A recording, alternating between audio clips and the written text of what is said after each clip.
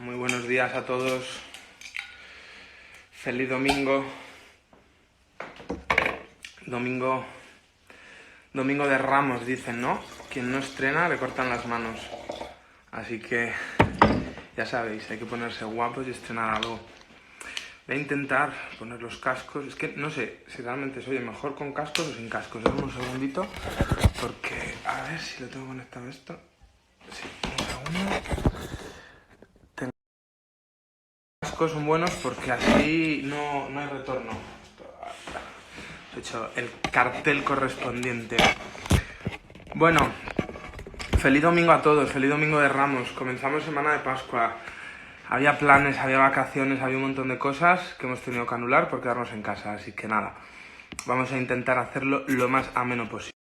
Este confinamiento. Tenemos invitado de lujo, porque tengo un montón de ganas de hablar con él, de preguntarle mil cosas. Don Carlos. Buenos días, Muy Isma, ¿qué buenas. tal? ¿Cómo estás? Oye, feliz domingo de Muy Ramos, bien. ¿no? Lo mismo. Confinados, Que pero bien. confinados pero contentos hoy que es domingo. Exactamente. El A espíritu sus no me órdenes, caiga. Mister Lacalle. No lo en la calle. Tiene doble sentido, no sé, bueno, la gente lo pillará, espero, y si no luego se lo explicamos, ¿no? Perfecto. Estás en España, ¿no? Hablé contigo. Estoy en España. ¿Has vuelto a Me España? volví, ya sabes que vivo allí, pero en Nueva York, pero decidimos salir corriendo. Sí, No porque teníamos bufandas y decidimos salir corriendo. el tema allí se va a poner chungo. Si aquí está jodido, yo creo que allí va a ser Bueno, peor. ya es el país, bueno, 300.000 infectados. Y bueno, los amigos que se han quedado allí en Nueva York sí que dicen que, bueno, que la gente es que pasa. O sea, no es que la gente pasa, dicen que salen a pasear, salen con amigos y entonces, pues bueno, Sí, sí, pues es más difícil. Pero Americanos. bueno, Son americano. americanos. Están por encima del bien y del mal. Bueno, Carlos, tenía muchas ganas de hablar contigo y que nos paseásemos, como ponía, por todo lo que es esos viñedos tan singulares de Álava que en tu casa manejáis.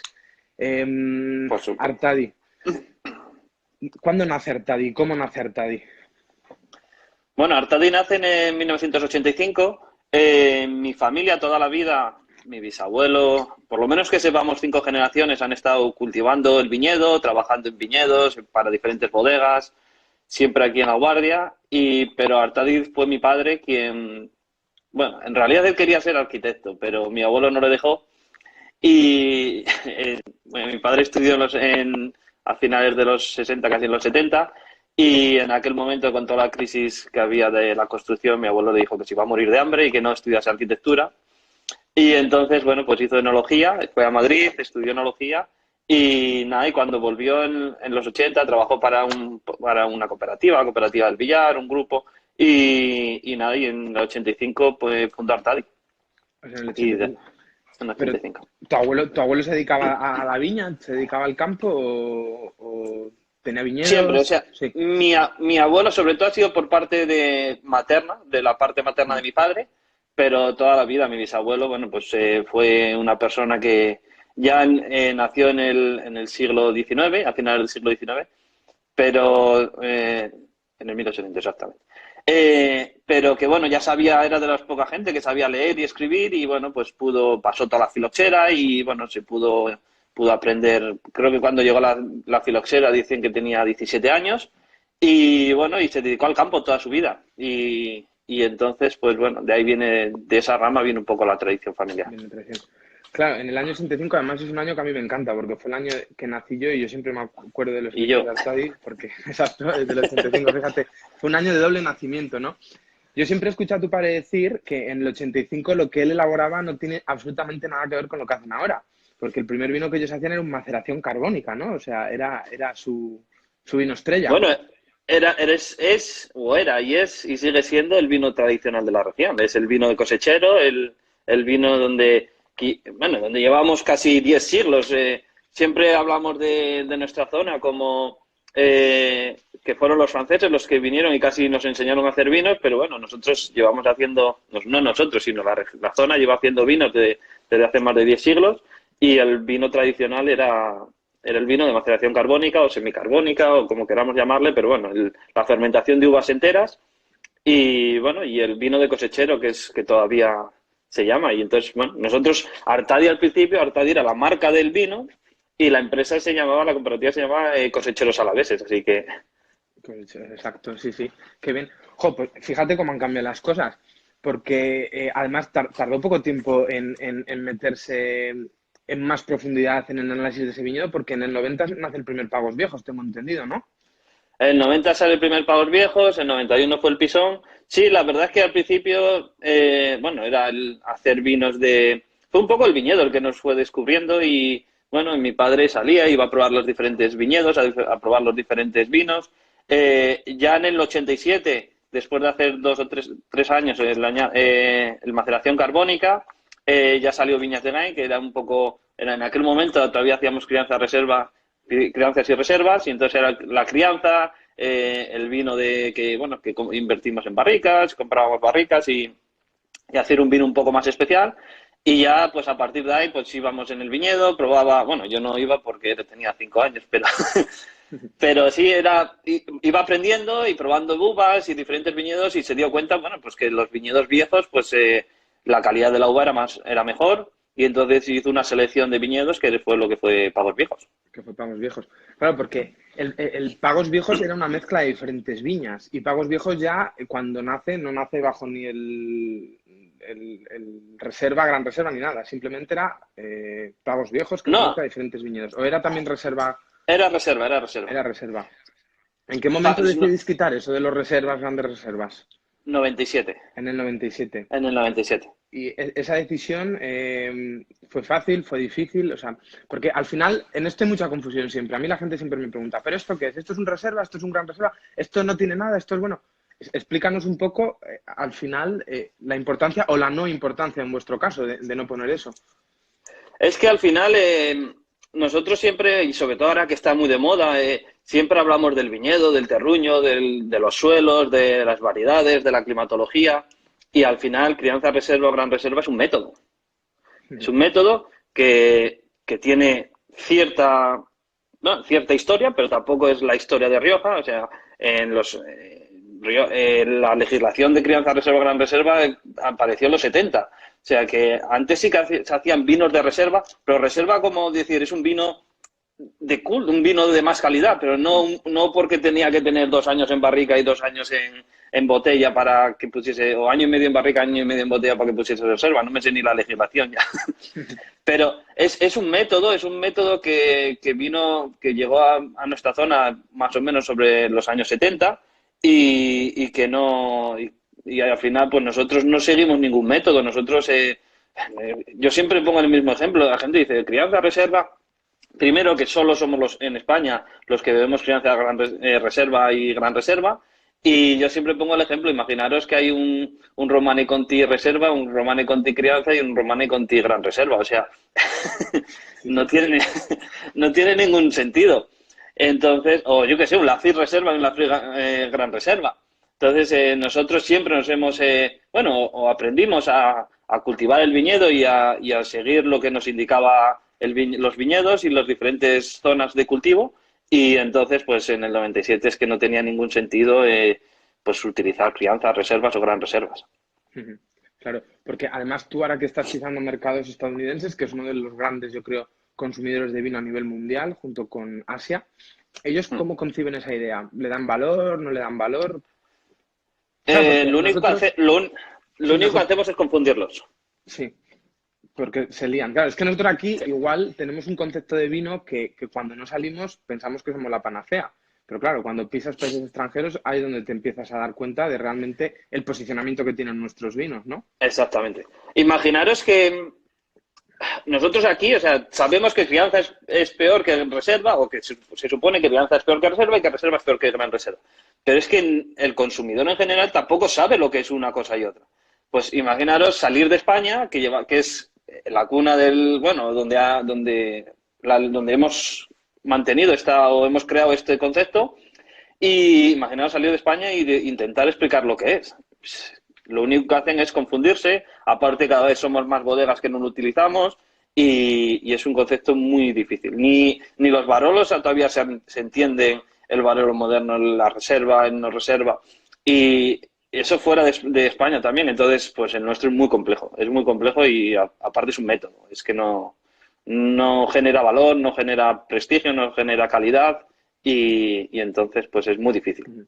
Es Sí, confuso, sobre todo. sí, bueno, al final, por ejemplo, en zonas como Barolo, el concepto reserva no indica que el vino haya tenido X tiempo en barrica, ¿no? Tengo entendido, No, sino no, simplemente es que lo han reservado porque es una añada más especial o porque es una partida más especial o que- porque es una botella más especial, ¿no? exactamente. Que era un poco lo que era en su día reserva en los años 50, 40, 30, que era eso, era un cupo, un cupaje, una selección de viñedos, una selección de una barrica, no había, bueno, barricas había pocas, pero una selección de un vino que era un poco más de mejor calidad, que lo guardaban un poco más tiempo y que bueno, y que luego salía al mercado pues como algo más con un valor añadido. Sí, Pero bueno, yo fíjate, hay una cosa que me parece muy curiosa, estudiando vuestra historia, y es, yo siempre he sido un gran fan de Pagos Viejos, y ahora Pagos Viejos ha caído un poco en el cajón del olvido de momento. Cuéntanos qué pasa con Pagos Viejos, porque Pagos Viejos, de ser esa mezcla de esos pagos, yo sé que a partir del 2009 vosotros focalizáis mucho, ¿no? En hacer cada vino de su propia parcela, que me gustaría luego que la repasásemos. Pero Pagos Viejos, ¿qué ha pasado con Pagos Viejos? pagos viejos fue que pasamos de curso y entonces no sé, profundizamos más en lo que es todavía el terroir, el viñedo y la búsqueda de la expresión de cada uno de esos suelos y esos viñedos y entonces pues nos enamoraban. No sé si es mejor o peor. Yo sé que hay mucha gente y es cierto que joder, abrimos pagos viejos de 10 años, de 15 años y la verdad que son vinos que enamoran, pero es un poco más conceptual que cualitativo. Nos enamoramos del viñedo, nos enamoramos de la expresión única que tiene cada uno de los diversos viñedos y entonces decidimos separar, porque al final lo único que hemos hecho es separar todas las parcelas que incluíamos en el Pavos Viejos, lo que hemos hecho es vinificarlas por separado. Bueno, ya se vinificaban por separado, pero lo que hemos hecho es, en el momento del cupaje, pues no hacer el cupaje y hacer diferentes viñedos. Así focalizáis en el paisaje realmente de Álava. Porque ¿qué Exactamente. viñedos actualmente, qué viñedos siempre han pertenecido a Pagos Viejos? Entiendo que el Pisón no, porque el Pisón No, el siempre ha Pisón no. sido Pues, casi todos los parcelarios que hemos tenido siempre han, o sea, Valdeginés, San Lázaro, El Carretil, La Poza, tenemos más, o sea, Cerradillo. Siempre ha habido algunos que ya no tenemos, otros que hemos incorporado, pero siempre eran pues esos 5 o 6 parcelas que incorporan. Nunca, no siempre eran las mismas, Paulejas es un pequeño viñedo que siempre ha ido a Pagos Viejos y que está en el Villar. Siempre ha habido, o Carro la Guardia es otro, me van viniendo a ver cuáles he entrado. Pero son pequeñas parcelas nuestro viñedo principalmente está entre la Guardia y el Villar, vemos un poco en el ciego, y entonces, pues bueno, pues parcelas de entre la Guardia y el Villar que siempre han ido, pues son viñedos viejos y sobre todo yo siempre digo que hay 2 factores limitantes en la calidad de un vino. Por supuesto, y sobre todo en España, que somos los reyes de vender viñedos viejos, porque los hay, pero la calidad del suelo siempre es importante. Mi bisabuelo decía que por mucho que entrenemos a un burro, nunca va a llegar a ser caballo de carreras. O sea que el suelo es tan importante como la edad del viñedo. Exacto. Porque vosotros ahora, ¿qué pagos es los que tenéis? Tenéis Pisón, Valdeginés, Carretil y La Poza. ¿Me falta alguno? Bueno, San Lázaro, Quintanilla, y luego hacemos muchos que tenemos otros 3 que son normalmente hacemos para la gente, bueno, ahora ya no van a venir a visitar la bodega en mucho tiempo, pero tenemos un pequeño club para coleccionistas y gente que nos visita que por no distorsionar el mercado hacemos pequeños cupos para estos que vienen a la bodega y les ofrecemos un vino único. A Vila hacemos, Vila Viñeteca tiene terreras, que son todos nuestros viñedos. Llegamos a hacer casi unos 12 viñedos. Luego no todos llegan a ver la luz o algunos son de 300 botellas, es una barrica, o sea, Sí, pero sí que hacemos unos microvinificaciones, 12 ¿no? microvinificaciones. Bueno, tenemos una batería de depósitos de unos 1.700 kilos que llegan a hacer 3 barricas y luego lo que hacemos abrimos bocois de 500 litros donde vinificamos en un bocoy abierto y de ahí normalmente sale una barrica. Entonces, bueno, llegamos a producir pues eso, unos 12 parcelarios. Depende de los años, pero unos 12 parcelarios. Claro, porque luego estas parcelas, lo bonito sería empezar a catalogarlas, ¿no? Como si fueran, no sé qué nombres les tendremos que dar aquí en España porque somos unos novatos en esto, ¿no? Pero empezar a hablar de primer cruz, de gran cruz, ¿no? O sea, sería lo lógico. Yo con tal de que clasifiquemos los pueblos ya me valdría, ¿eh? Yo siempre he dicho que en España no tenemos regiones vitícolas, hay denominaciones de origen. Tuvimos igual en su día, pero no tenemos denominaciones de origen. Hay alguna, ¿eh? No, esto es un poco genérico. Sé que hay gente que está trabajando y que está clasificando como zonas vitícolas muy específicas, pero en general son regiones vitícolas. Nosotros, voy a hablar de nuestro caso porque es donde estamos, aquí en Rioja.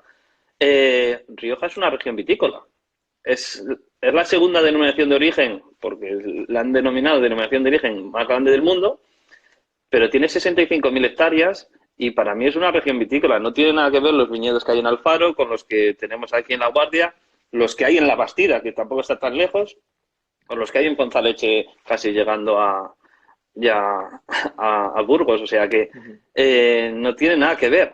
Entonces, para mí es una región vitícola y lo que deberíamos de hacer es, yo abogo por clasificar los pueblos. Y entonces ya con eso ya me conformo. Pero eso es un trabajo que a quién debe corresponder. ¿A la denominación? A mí no. No, bueno, sería muy injusto que tú dijeras mi pueblo es el mejor, ¿no? Pero bueno. No, yo creo que es muy difícil, porque al final, bueno, es a los políticos en realidad a los que le tendrían que hacerlo. O sea, los únicos que tienen la capacidad o la potestad de hacerlo son los políticos y que generen, pues bueno, yo digo los pueblos porque igual edafológicamente no tiene tanto sentido, pero es que ya están delimitados. Y entonces es mucho más fácil que ponerse a hacer un estudio edafológico y que a una persona X, a cualquier viticultor, le hagan una línea y le digan, no, es que tu viñedo no es bueno y el tuyo es bueno. Entonces eso sería, ahora mismo, tal y como estamos, sería una guerra. Entonces, por eso digo, bueno, por lo menos si podemos delimitar los pueblos, que la mayoría de las regiones vitícolas, la delimitación son los pueblos. O sea, Burdeos la mayoría son pueblos. Borgoña, no sé, el Rodan. ejemplo más claro. Bueno, Borgoña son pueblos. Exacto. Y bueno, todo. Y Piamonte son pueblos. Y bueno, al final la mayoría son pueblos. Y yo creo que si consiguiésemos delimitar los pueblos, ya sería. Yo no sé si lo veré, pero yo me moriría tranquilo. Sí, no, y al final, fíjate que lo que dices tú, sí que se nota una gran diferencia cuando hablas de Borgoña. Bueno, y yo creo que en Rioja cada vez se va notando más, tal vez por ese afloramiento de los pequeños viticultores o de la gente que esté dándole ese valor a las parcelas, ¿no? Se está notando mucho el estilo de los pueblos. O sea, quiero decir, y sobre todo en las cuvées más pequeñitas, ¿no? En los niños pequeños. Ahí sí que se ve el carácter. Es que lo hemos perdido, no es que lo estemos recuperando, no es que lo ya estemos descubriendo, es que antes en los bares, y seguro si hay alguno de la zona bastante mayor que yo, porque yo nunca lo he visto, pero mi padre sí que lo ha visto, antes en los bares se vendían los vinos del pueblo. Decía, vino de Fuenmayor, vino de La Bastida, vino del Villar, vino de La Guardia, y se diferenciaban. Mi padre siempre cuenta que él cuando empezó con el mundo del vino, o sea, en los 80, no estoy hablando de hace 100 años, él ganó un concurso donde se cataban, no como el de Vila, pero se hacía un concurso de diferenciar los vinos de cada pueblo. Y él ganó un concurso de decir, pues este vino es de Baños de Ebro, este vino es de Leza o del Villar. O sea, y hay diferencias. Quizás no haya tantas diferencias como, yo que sé, como Borgoña, por ser un clima más extremo, por tener suelos de formaciones marinas, más que los nuestros que son de formaciones más antiguas y sobre todo de erosiones de la montaña, pero hay gran diferencia no solo en suelos, sino también en climatología. O sea, daros cuenta que nosotros estamos en un valle. Yo hablo de nosotros cuando es la Guardia y sobre todo la Solsierra, que es la falda de la Sierra de Cantabria, y al final pues cultivamos viñedos de 450 metros de altura hasta 700 metros de altura, donde, por daros un ejemplo, la pluviometría casi es el doble a 700 metros de altura que a 450. Y todo esto en 5 kilómetros de distancia. Así que... Esto puede ser, no sé si quieres, porque todo el mundo lo pregunta, si no quieres sacar el tema, dímelo. ¿Esto fue lo que os empujó un poquito a esa difícil, y yo pienso que dura decisión de salir de la denominación, un poquito por reivindicar eso de una forma, Sí, decir, vamos a darle el valor a nuestros pueblos, a nuestras viñas y a nuestros pagos, ¿no? nosotros siempre hemos estado, la verdad, bueno, no es muy político, pero no es, o sea, no es tema político, pero bueno, nosotros siempre hemos estado defendiendo nuestro terroir, nuestro terruño, de dónde somos, que somos de La Guardia, y dónde cultivamos nuestros viñedos, que son sobre todo La Guardia y el Villar, y Rioja nunca nos ha defendido ante esa tesitura, es decir, nosotros queremos hacer vinos de nuestro pueblo. Entonces, tras muchos años intentándolo, una forma de protestar, que es lo único por lo que hemos hecho. Yo soy gran defensor de las denominaciones de origen que tienen sentido, no las que no tienen sentido. Y entonces, pues, una forma de protestar es decir, bueno, pues nos salimos, preferimos salirnos que seguir siendo parte de una denominación que no tiene sentido. Carlos, es domingo y los políticos duermen. Puedes mojarte. Tony es un guerrero, ¿sabes? Tony. Sí, no, Pero bueno. al No, final yo pero no es creo... ningún tema político, Sí, sí. es un tema de creer en lo nuestro, de dónde somos y de defender nuestro terruño. Si es un tema político, por supuesto que sí. Si eso es un tema político, sí, puede ser político, pero político de defensa de nuestro pueblo, de nuestra zona. Y yo creo que no solo esto, o sea, pongo un ejemplo, o sea, sin salirse, las bodegas de Aro, del barrio de la Estación, han creado una asociación, un grupo donde se juntan para defender su historia, que es su historia, o sea, ellos su historia pues empezó ahí a finales de 1800 y bueno, y están ahí, y esa es su historia, entonces se juntan para defenderlo. A Y nosotros reivindicarlo. pues creemos, claro, y nosotros queremos defender lo nuestro, que es nuestros pueblos. Sí, al final yo creo que Rioja es una gran denominación y es muy compleja. Y lo que yo el otro día hablaba con Carlos Echapresto, digo, es que hablar de Rioja Alta, Rioja Baja y Rioja Alavesa, yo creo que eso es de lo más arcaico del mundo. O sea, creo que eso se nos ha quedado, podríamos hablar hasta de 12 subzonas de Rioja, ¿no? Con Sí, diferentes caracteres. 20 Entonces, podrían ser, es que sí, yo creo que Rioja, no sé si se tiene que poner las pilas o no, porque encima es el buque insignia de España, ¿no? O sea, en el mundo todo el mundo es, nos conoce como los vinos de Rioja, ¿no? O sea, es una de las grandes denominaciones del mundo, me atrevo a decir. ¿Crees que las denominaciones se tienen que poner las pilas, tienen que espabilar muchísimo? Y yo, esto yo igual cuando, sí que es influencia política o no, no lo sé, porque realmente no sé cómo funciona una DEO, no sé quién mueve los hilos. bueno, para la DEO es Europa la que tiene que darte el ok de crear tu propia DEO y entonces eso es todo político, o sea que es primero provincias deben de querer hacerlo, luego lo tienen que proponer al gobierno de España y el gobierno de España tiene que pasarlo a Europa, o sea que es muy difícil. Casi nada. Por eso te digo que no. Pero yo cuando explico y dices, sí, necesitamos regiones vitícolas, yo cuando explico por qué no salimos, yo pongo un ejemplo que es muy similar, que es el Ródano. Imaginaros si el Ródano, que al final es un río, nosotros va de este a oeste, el río Ebro, pero el Ródano va de norte a sur, pero imaginaros que en el Ródano solo hubiese una denominación de origen que se llamase Ródano. Tiene sentido. O sea, está Ródano Norte, Ródano Sur, como puedes ver Rioja Alta, Rioja Baja, Rioja Alavesa, o Rioja Occidental, como le llaman ahora, por no ponerle baja. Pero todo fuese, esa fuese la única diferencia. Sin, Ródano yo siempre creo que es de los mejores ejemplos porque hay en zonas donde está solo Syrah, donde luego otras como Chardonnay que tienen 13 variedades, otras que hacen mezclas, otras que son principalmente garnacha, otras que hacen blancos. Y entonces yo pongo ese ejemplo, imaginaros que todo está unido y todo es bajo un mismo paraguas. Al final, imaginaros Hermitage, que quizás sea la que más prestigio tenga por ser tan pequeña, imaginaros que tiene que pelearse con los Côtes d'Irons que hay en los supermercados. Es que no tiene sentido. No tiene lógica. Y entonces eso es lo que nos pasa, aquí. Y Dice esto, Tony, no bebemos. Tony, yo estoy bebiendo un vermú. Como era la hora del vermú, he cogido un vermú. yo estoy viendo Para una empezar. cosa que voy a intentar hacer una cosa, espero que no la cague, pero, a ver, espérate, voy a intentar poner la foto, aquí A ver. está, ahí está, mirad, ¿se ve bien? Sí, Sí, pues mirad, lo he conseguido. Qué Yo bien. hoy me preparo un arroz de carrilleras y he dicho, me apetece algo fresco, pero con un poco de nervio. No sé si conocéis.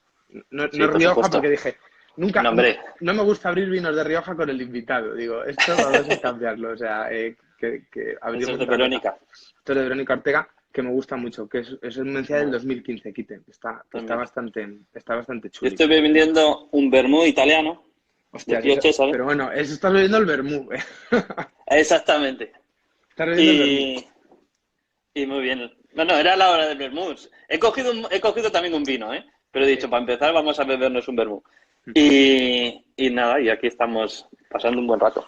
Juan Carlos, antes de salirnos al extranjero, que hay el nombre Mm. del cartel también, en España no solo os habéis conformado con quedaros en Rioja, habéis pegado salto a Navarra, a Alicante, incluso a Chacolí.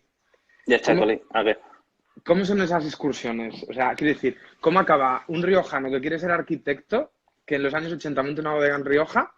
¿Cómo acaba haciendo vino en Alicante y en Navarra? Bueno, Navarra lo tenéis más cerca, pero en Alicante, Bueno, siempre hay una historia, ¿eh? La primera fue Navarra y la historia detrás de Navarra es que, no sé si vosotros, algunos seguro que conocéis, Randall Graham de Bonnie Doon está encima en Santa Cruz Mountains en California. Seguramente que habíais oído hablar, un tío que está, le pasan 1050 historias o ideas todos los días por la cabeza y es un crack. Y entonces mi padre conoció a Randall en los 80, a finales de los 80, en un viaje que hizo a California. Y a mediados de los 90, Randall vino a La Guardia y le propuso a mi padre a ver si le podíamos elaborar garnachas, que quería vender garnachas en Estados Unidos. Encima encontré una botella hace poco en Kansas City, en medio de la nada, allí en una botella de lo que la hacíamos. Y entonces mi padre le dijo, mira, garnacha, ya sabéis que esto fue en 96, 96 y 97 quizás fueron los años récords del precio de la uva, era más, se pagaba mucho más caro en los a finales de los 90 la uva que hoy en día, pero bueno, eso es otro tema. Así es como ha ido la denominación. Pero entonces mi padre le dijo, mira, por el precio que quieres y siendo garnacha tenemos que ir a Navarra. Navarra es una de las regiones vitícolas quizás más olvidadas hoy en día, pero es una de las históricas, sobre todo en producción de garnacha. Ayer decía Juancho que la influencia que tuvo también Navarra sobre Burdeos y sobre todo el Pirineo. Pero es una región histórica y entonces, bueno, pues dijo que ok y fuimos a Navarra, cogimos dos cooperativas, una en Artazu y otra en Lerga, en dos pueblos también con bastante historia vitícola, y nos enamoramos de los viñedos de Artazu y cuando a Randall ya se le pasó la fiebre de querer vender garnacha y se fue a hacer otras cosas, nosotros decidimos instalarnos allí y hacer un proyecto en Artazu. Compramos 6 hectáreas, los 6 hectáreas que había de viñedo viejo, casi centenario, está plantados a tres bolillos. La verdad es que no hacemos muchas visitas porque al final estamos aquí en La Guardia toda la familia, pero es un viñedo que es impresionante, hay que ir a verlo y aquellas garnachas viejas son impresionantes. yo he Y tenido la bueno, suerte de estar allí en esa viña y esa viña tiene una historia muy bonita que tu padre nos contó. Además, la bodega es preciosa porque es una bodega antiquísima y es una pasada. Y la historia de la viña la, es preciosa, la de donde el, sale Santa Cruz de Artazo, o sea, es una pasada. Cuéntala. Era, bueno, cuando llegamos era un matrimonio, Teresa, bueno, y José su marido, y nada, cuando llegamos, bueno, pues ellos eran ya un matrimonio de casi 80 años, 80 y pico años, que todavía cultivaban ese viñedo. Es un viñedo, como he dicho, a tres bolillos, que está en una pendiente enorme donde no se puede cultivar.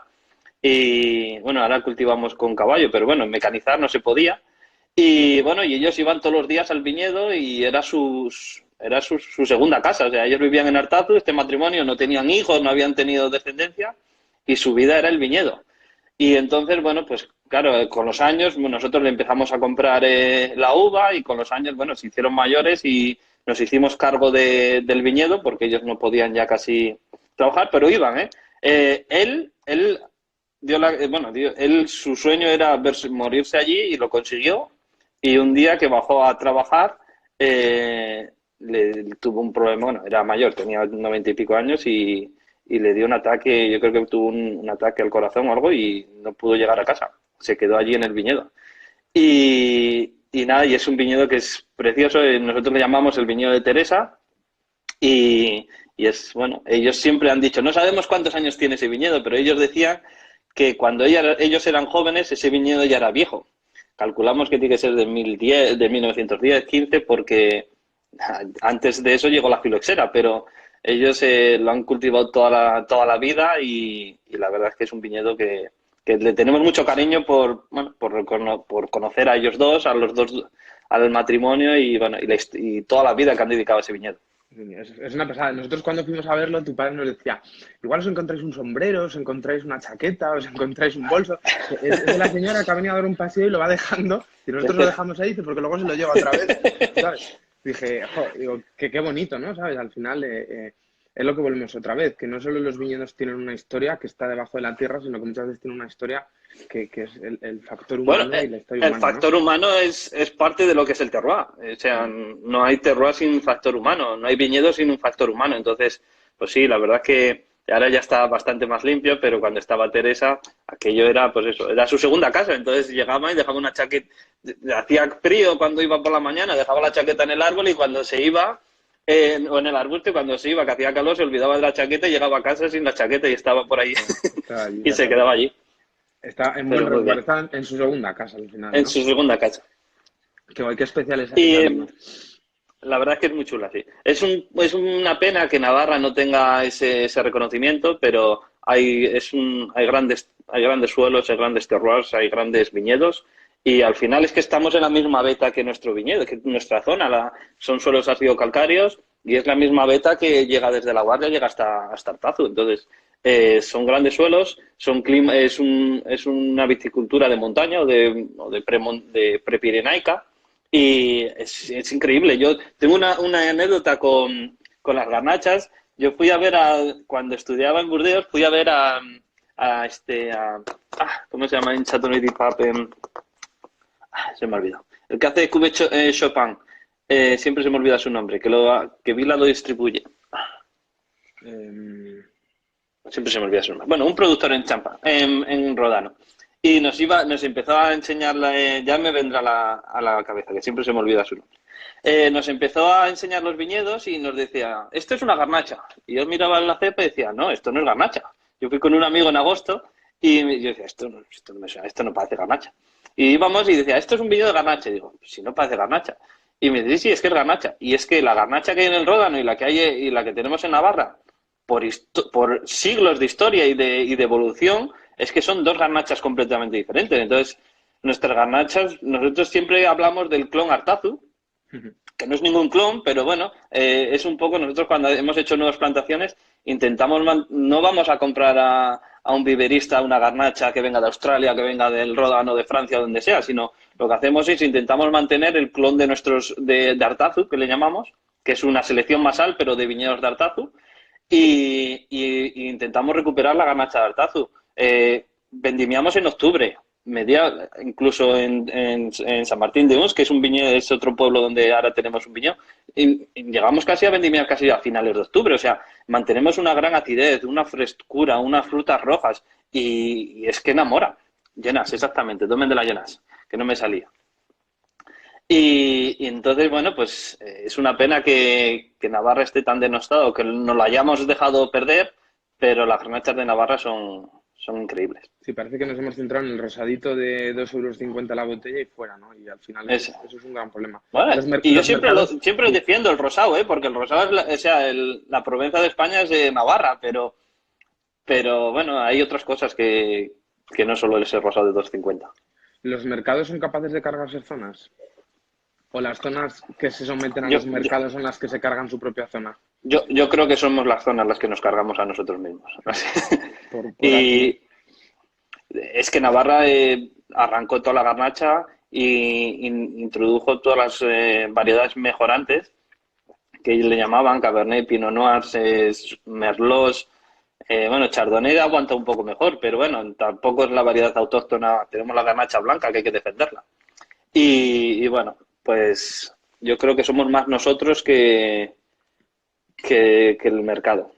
Sí, que son los que... Bueno, y de Navarra por proximidad, ¿no? Y por ese enlace que hizo tu padre. Exactamente. Pero, ¿y Alicante? ¿Cómo llegáis a Alicante? Alicante, uno de los mejores. No, algunos lo conoceréis, otros no, porque ya lleva un poco, bastante tiempo fuera del mundo del vino. Agapito Rico, que si os suena en Jumilla una bodega que se llama Carchelo, él fue el que fundó la bodega Carchelo. Y Agapito Rico es muy amigo de mi padre, es uno de los mejores amigos de mi padre.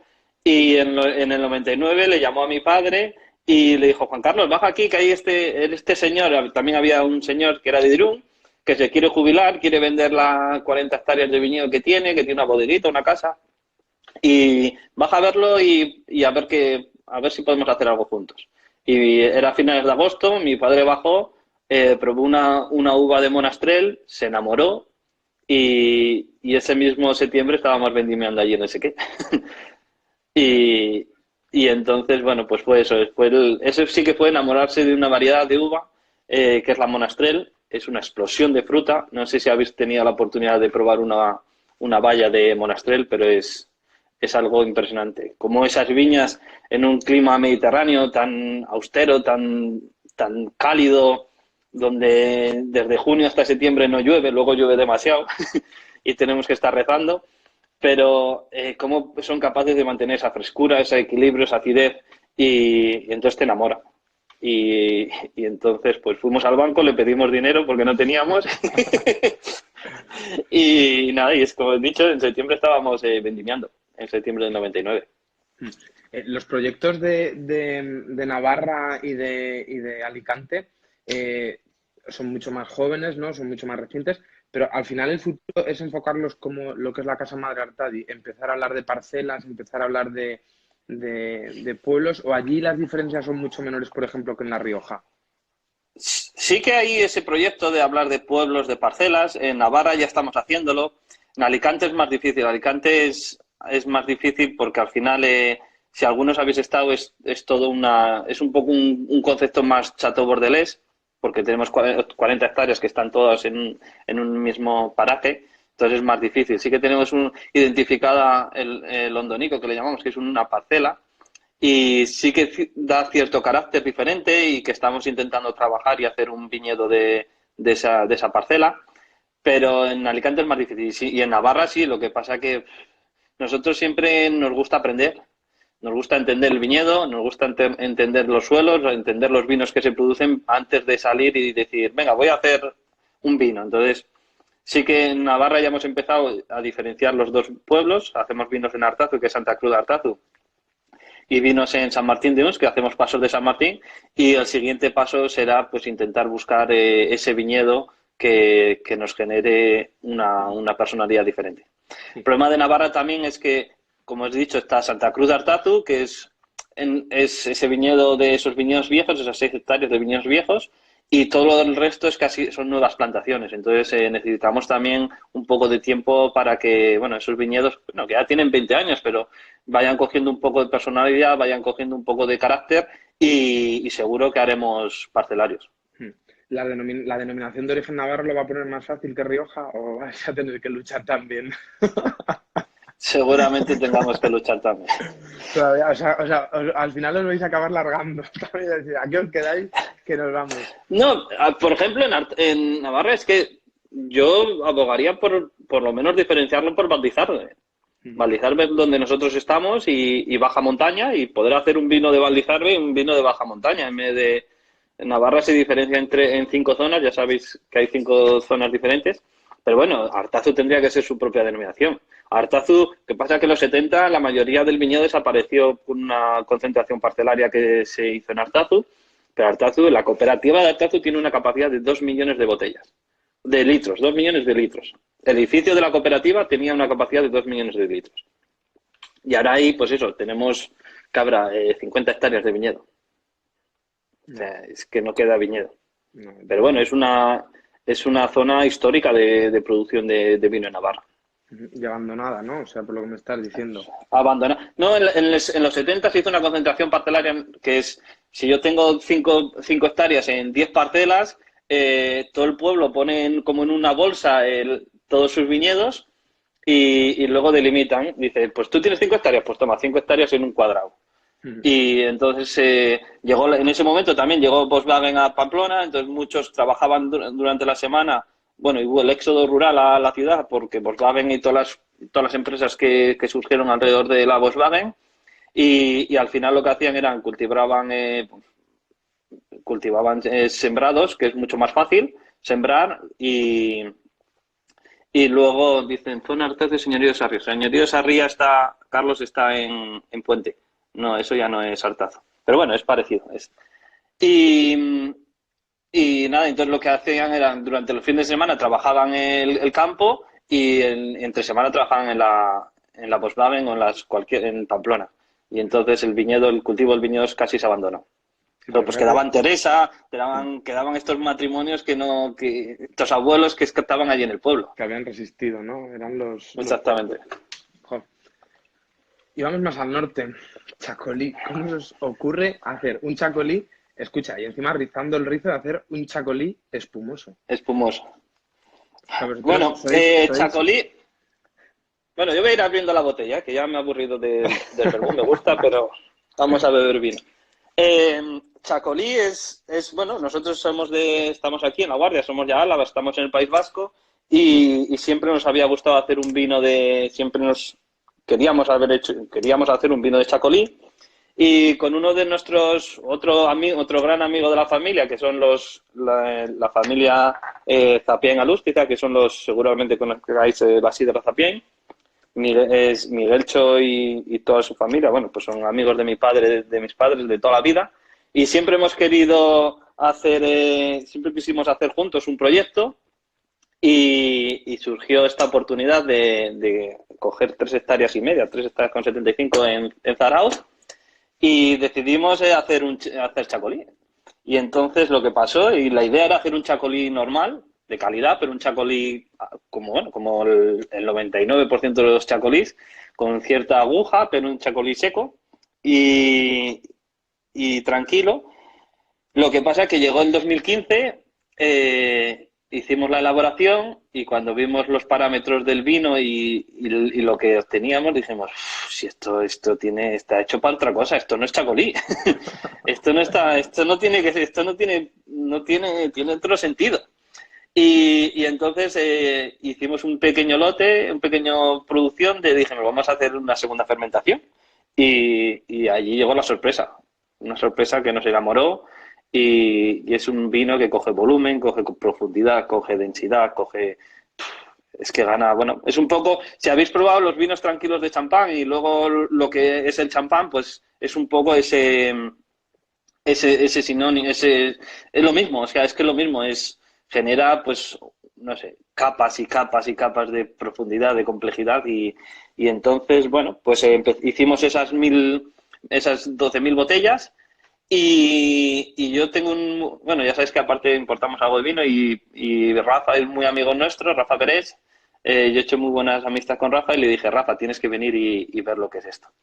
Ver esto porque yo creo que tenemos algo diferente, algo, no sé si mejor o peor, pero con mucha personalidad y entonces bajó y se enamoró del proyecto y nada, y entonces pues, nos está ayudando un poco a entender qué vino tranquilo realizar para... Es que al loro tenemos al señor Rafa Berech echando una mano a los Artadi a hacer un chacolí espumoso. Es que, o sea, es que me parece insólito. Yo te voy a decir la verdad. Para mí el chacolí es de Vizcaya, o sea, porque a mí el de Guipúzcoa me cansa mucho, esa aguja, esa acidez. Y mira que a mí me encanta la acidez en los vinos, pero los veo como con demasiado nervio, me falta esa profundidad, ¿no? Es que le falta una segunda fermentación. Exacto. O sea, nosotros no sé, yo la primera vez que me enamoré del chacolí fue unas navidades, igual hace 3 o 4 navidades, que algunos sabrán que nosotros en los mediados a finales de los 90 tuvimos una vinoteca. Mi padre nos pusimos a comprar el viñedo y entonces teníamos que tener cash porque no había forma económica, no teníamos suficiente solvencia económica en la bodega y mis padres abrieron una vinoteca, un restaurante vinoteca donde lo teníamos abierto los fines de semana Y entonces todavía quedan algunas botellas por ahí en casa y un día en Navidad bajé ahí a la bodega y vi un Choming Echani del 99. Y digo, eso hace 2 o 3 años, ¿eh? Y lo abrimos y dijimos, wow. Y esa acidez luego se convierte en magia. Pero sí que es cierto que cuando son muy jóvenes es muy duro y por eso es por lo que cuando vimos los parámetros, vimos el vino y decimos, es que con poco grado, con esas acideces brutales que tienen casi 5 gramos de málico, eh, es que es muy duro. Entonces, lo que hacía falta era una segunda fermentación, darle volumen, darle complejidad, darle esa crianza con lías, que al final arrope a esa acidez y la burbuja que da felicidad, Porque claro. ¿cuánto tiempo lo tenéis en rima, ¿no? O sea, con las vías. Vamos aprendiendo, ¿eh? O sea, al final es la segunda añada ahora que está en el mercado, que acaba de salir, que es la 2016. Pero lo que hacemos es más o menos es un año en vino tranquilo, de crianza con las lías, en vino tranquilo, parte en barrica, parte en inoxidable, y luego 18 meses en rima, Claro, hasta es que que sale al mercado. aquí se os abre un mundo que te mueres, o sea, porque aquí vais a poder jugar con degüelles, vais a poder jugar con diferentes crianzas, o sea, porque la idea es quedarse en una marca o claro, yo es que ahora mismo es lo que más estoy flipando que hay en Chacolí, o sea, de un Chacolí Bueno, espumoso. ¿Esto va a crecer? O sea, ¿puede crecer la familia Isarleku o no? Rafa ya quiere que crezca. Nosotros nos da miedo. Rafa quiere que empecemos a hacer un poco la reserva de familia, como hace el Reflet d'Antan, Ujú. y guardar pequeños lotes de crianza de vinos para hacer un Reflet d'Antan, como ellos hacen. Nosotros al final, el problema que tenemos es que es un proyecto muy pequeño, son 3,75 hectáreas y como hagamos 3 cubés es que salen a 500 botellas o 500 cajas por cubé. Sí. Pero sí que la idea, sí que nos gusta, nosotros trabajamos esas 3 hectáreas, son 3 parcelas diferentes y sí que hay una que es la que le llamamos Ateco, que es el viñedo más antiguo, que genera un carácter diferente y quizás en un momento podamos hacer algo diferente. Claro, es que La idea para... es así, o sea, al final nosotros nos enamoramos del viñedo, nos enamoramos de los diferentes suelos y sobre todo si generan un carácter diferente y entonces sí, lo más seguro que en un futuro podamos hacer algo diferente. Es que para quien no lo sepa, en Guetaria toda la concentración de viñas se hace en lo que es el Chacolí de Guetaria, es una montaña. Porque ahora sí que el otro día leí que se han abierto para poder ser Chacolí de Guetaria ya todo el término de Guipúzcoa. Si tienes un viñedo en Tolosa, puede ser Chacolí de Guetaria. Pero antiguamente solamente era la zona de Guetaria y cogía un poquito de. Lo diré. Es Guetaria, Zarauz y Haya. Exacto, ya, ya. Vuestra viña, ¿exactamente en qué zona está? Porque es que aunque no lo parezca, influye mucho si tienes orientación norte, orientación sur. ¿Cómo es el viñedo ese No, más o menos? nosotros estamos en Zarauz y tenemos una orientación oeste. Oeste. Ujú. Noroeste. Al final ya sabéis que la mayoría son norte, porque es al final el valle que baja al mar, y son noroeste. Es un error haber abierto Guipúzcoa, hacer chacolí de Guetaria en todo Guipúzcoa, porque al final ya va a dejar de ser Guetaria y al final lo que vamos a hacer es volver a hacer otra gran región vitícola y no una denominación de origen. Pero bueno, por ahora hay 400 hectáreas y entonces, bueno, pues estamos contentos de que sea así pequeña y es un lugar que enamora. Si no lo habéis visitado, hay que ir a comer Es un un buen espectáculo. rodaballo y visitar los viñedos. Es un espectáculo. Jo, Navarra, Chacolí, Alicante, Rioja, por supuesto. Pero yo tengo pajaritos que me dicen y me pían que ahí hay un ojo puesto en Asturias. ¿Eso qué? A ver. Igual no directa, pero sí, bueno, directamente al Bastante, final, bueno, ¿no? directamente sí. Mi hermana está con Juan, saliendo con Juan, bueno, que acaban de ser padres, y Juan es de Cangas, de Cangas, del Narcea, y allí tiene un viñedo pequeño y tiene la ilusión de hacer vino y está cultivando ahora una pequeña parcelita allí en Cangas. y a ver lo que sale. Es el primer año, todavía no han elaborado nada y a ver qué sale. Está con el A ver. Carrasquín y con todas las Albillo y todos los vinos, todas las variedades que hay por allí. Yo estuve hace Seguramente poco esté por por allí. ahí, que nos lo pueda explicar. Seguramente que esté conectado. Estuve hace poco por allí, buah, y aquello es el paraíso perdido. O sea, porque allí Ah, hay unos viñedos que yo lloraba. son unos viñedos es una viticultura heroica al final. Aquello es impresionante y cómo está allí los viñedos están perdidos, están en medio de la montaña. Es una zona que al final está casi olvidada porque es tan difícil de llegar allí que parece que el tiempo se para allí. Entonces es muy bonito. Es una zona muy bonita. Es espectacular. Que yo creo que hay que empezarle a dar vida, hay que empezarle a darle mucha vida. Carlos, como dice el cartel, Bueno, ya estoy bebiendo vino, ¿eh? sí. ¿Qué bebes? Venga, cuéntanos. Bueno, haciendo un guiño de donde llevo los últimos 4 años, he cogido una Chardonnay, pero una Chardonnay americana, una Chardonnay de Napa, bueno, de Napa, de California.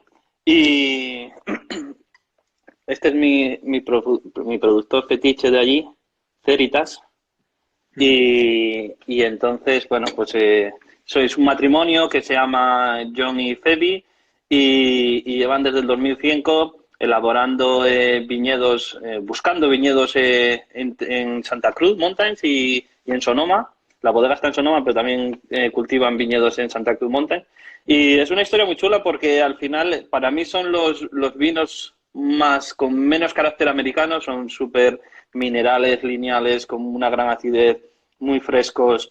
Y al final es una historia chula porque es un matrimonio bastante joven que, como he dicho, empezaron en 2005 sin un viñedo y entonces dijeron, tenemos dos opciones, buscar viñedos baratos y que no tengan calidad o buscar a agricultores, gente mayor, gente que cultiva bien el viñedo, que tiene su propio viñedo, pero que no elabora, y buscar estos agricultores en grandes zonas de vitícolas, tanto de Santa Cruz Mountains como de California, o de Sonoma, y entonces eligieron la segunda parte. Entonces trabajan muy de cerca con agricultores que cultivan juntos los viñedos y hacen vinos.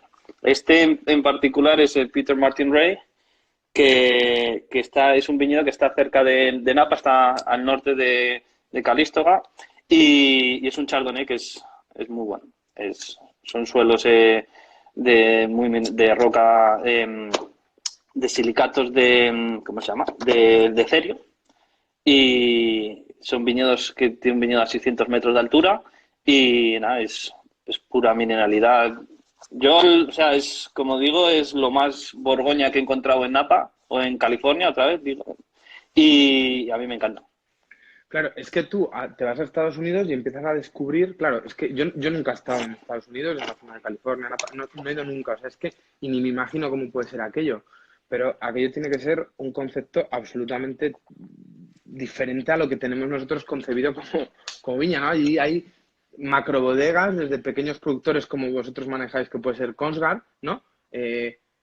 ¿Cómo llegas tú allí? O sea, ¿cómo llega alguien de La Rioja, aterriza en Estados Unidos y empieza a meterse en esa tremenda zona?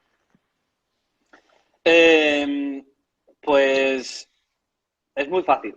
Yo en 2005, bueno, nosotros, Jared, que es un chico que elabora vinos en Oregón, que bueno, es el sobrino de Robert Parker, pero no tiene nada que ver.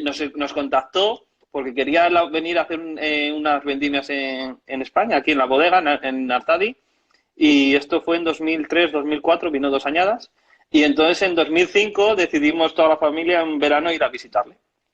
Y entonces fuimos a visitarle a Oregón y ya dijimos, bueno, pues de Oregón, mi padre tenía un amigo en Ensenada y dijimos, bueno, pues de Oregón bajamos a California, visitamos toda la región de Napa y terminamos en Ensenada, en México. Y esas fueron las vacaciones del 2005 en familia y visitamos, pues eso, Oregón y Napa. Y entonces yo me enamoré de Napa. La región, el que ha estado, es un valle que independientemente se hagan vinos buenos, malos, si nos gusta ese estilo o no, es un valle que es precioso, hay que verlo y bueno, cada vez se hacen cosas mejor, mejores. Y nada, entonces, pues eso fue en 2005 y me volví y justo pues hice enología, volví a la bodega y en 2014 le dije a mi padre, papá, me voy de la bodega.